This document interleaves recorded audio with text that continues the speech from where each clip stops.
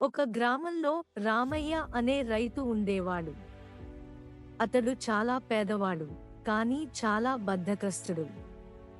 రోజంతా ఏ పని చేయకుండా ఇతరుల కష్టాన్ని చూసి అసూయ పడేవాడు.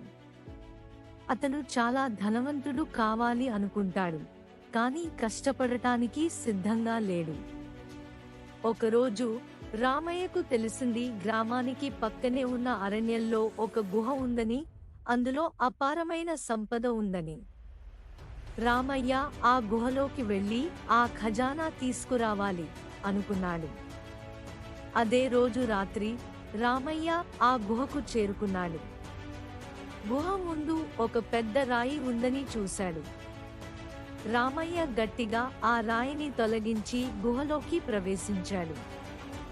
గుహలో నిజంగా అపారమైన బంగారం, వెండి, వజ్రాలు కళ్లకు కనిపించాయి. రామయ్యకు చాలా ఆనందం కలిగింది.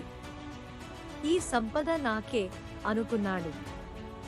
కాని అతనికొక విషయం తెలియదు, ఆ గుహలోకి వెళ్ళిన వారు తిరిగి బయటకు రాలేరు.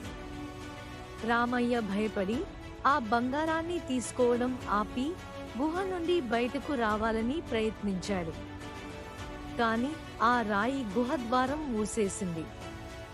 ఎంత కష్టపడ్డా ఆ రాయిని తొలగించలేకపోయాడు. రామయ్య ఆ గుహలోనే చిక్కుకుపోయాడు. అప్పుడు అతను అర్థం చేసుకున్నాడు, ధనవంతుడు కావాలంటే కష్టపడాల్సిందే. కాని అప్పటికి చాలా ఆలస్యమైపోయింది. అతని స్వార్థం, లోభం వల్ల అతడు తన జీవితాన్ని గుహలోనే కోల్పోయాడు.